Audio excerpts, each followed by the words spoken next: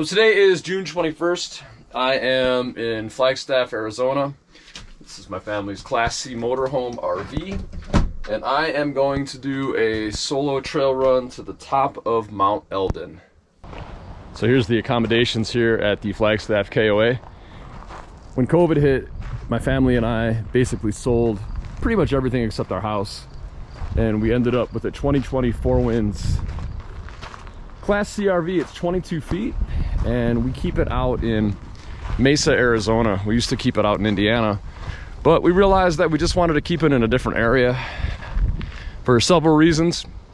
We have family now out in Scottsdale, and also with me doing all the trail running and training for the Cocodona 250, just made sense to come out here and kill a bunch of birds with one stone. So quite possibly the best decision we ever made. So I'd like to consider myself pretty in shape, but I'm literally jogging like a 14-minute pace, and the elevation, it's no joke, which is why I'm out here. I really want to be able to train at high altitude. So this is me just literally like jogging, and I feel so out of breath. It's just crazy what elevation does. So I find myself taking larger breaths and just trying to calm down my heart rate. But yeah, I literally just got started, and I feel like I just got done running a marathon. Whew.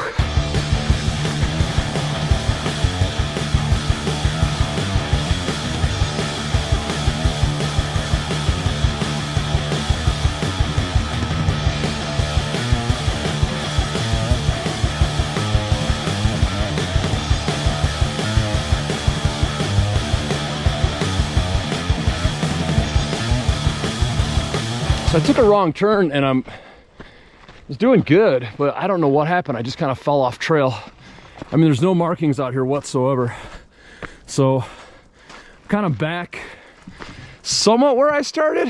So got to pay attention and just focus on going up. I know it felt kind of weird, but luckily I feel like I'm back on track. Man, I did it the other day, but obviously I'm going out here by myself, and it's just a little bit different. Gets a little discouraging at times, but I'm like, man, I gotta figure this out. And now again, I'm at a dead end. I don't know what to do. Oh, okay. So I mean, like, that's what I'm saying. Like, you gotta go under tree stumps and all this other stuff. So I think I might be where I need to be, but only time will tell. Stonehenge up in this mofo. So I'm about 8,500 feet, just about like 2 miles in, and this is basically what the trail is going to look like until I get to the top. Just yabba dabba doo, you know, Flintstones. So, but we're getting there. Getting lost was pretty crazy, but I was able to turn around pretty quick, sooner than later. What I've noticed in times of conflict, just stop for a second. Don't react right away, because your first initial response is to just be like, what the foo, you know, let the blood boil. But I was just like, well, I've done it before. I'm not gonna die up here. Like, I can't be that far off course. So just taking some deep breaths and just remembering, like, yeah, keep my cool, man, because if I get upset or discouraged on something like this, I get in my head, you know. When you do these things and not listen to music, you just kind of listen to your surroundings. So if you go down that rabbit hole of doubt, it just takes away from the experience. So if you ever feel like you're lost, you're panicking, focus on your breath and just kind of look around and figure it out.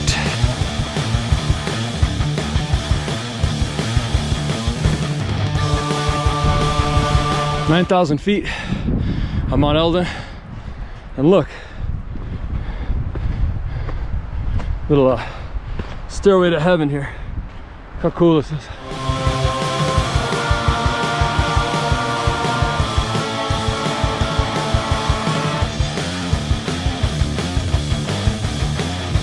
So this is my view.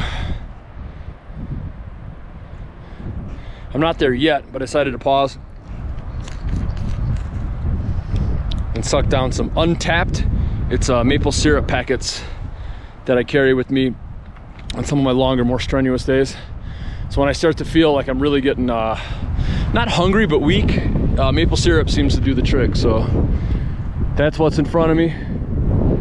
That is what is behind me. So onward ho. So we're almost at the peak, and yeah, it's dropped by about a good 20 degrees. Definitely feels good. So almost there.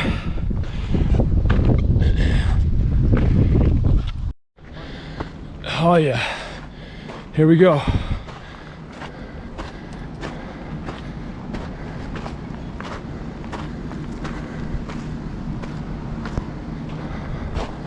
Made it to the top of Mt Elden.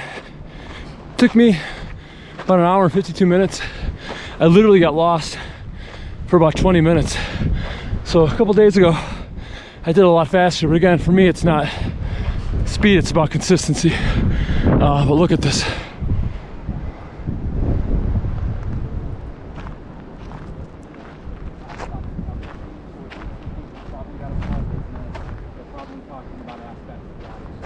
Nope, the gate is locked. So I guess it's just time to go down. What I've noticed about filming these hikes and these ultras is that going down is no joke. It's a little easier on the legs, but you're a better chance to hit a landslide and slip and fall and stuff. So I'm not gonna do too much filming on the way down just for safety's sakes. But again, just look at this.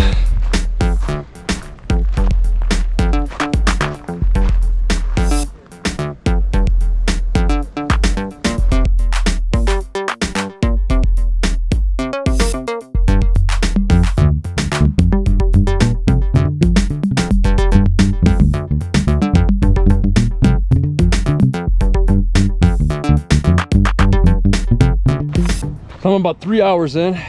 I'm getting there. I feel like I'm almost to the bottom. So on the way down, there's certain areas that I feel comfortable when I can run. But a couple years ago, I was doing a run with a buddy on some rocks, and it's just, I don't have tons of areas in Lake County, Indiana to practice like the downhill stuff.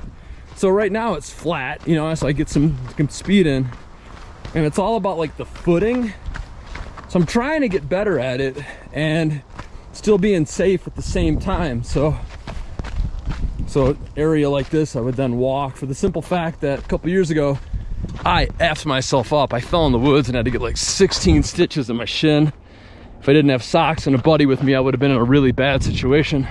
And if that was my head, probably wouldn't be making this video. So I respect the nature, I respect the trails, and Mt Elden is just a beast. It's super technical, super rocky, incredibly elevated, but I am almost back to the city of Flagstaff.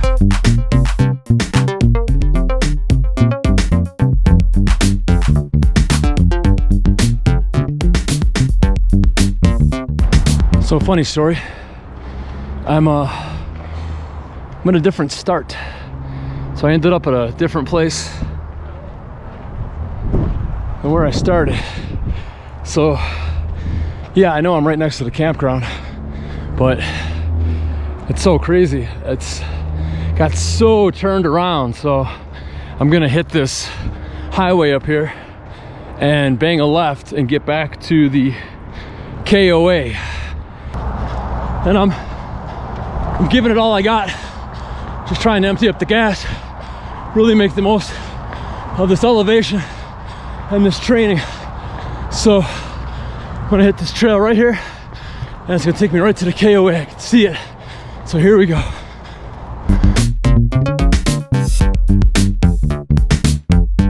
And I'm back. Oh my God. Let's see what I got here. So 3 hours, 11 minutes, and 3 seconds. And yeah, 6.63 miles. Operation solo climb to Mt Elden is complete. So now I'm just gonna wait for my family to get back and go out to Sedona. Thanks for watching.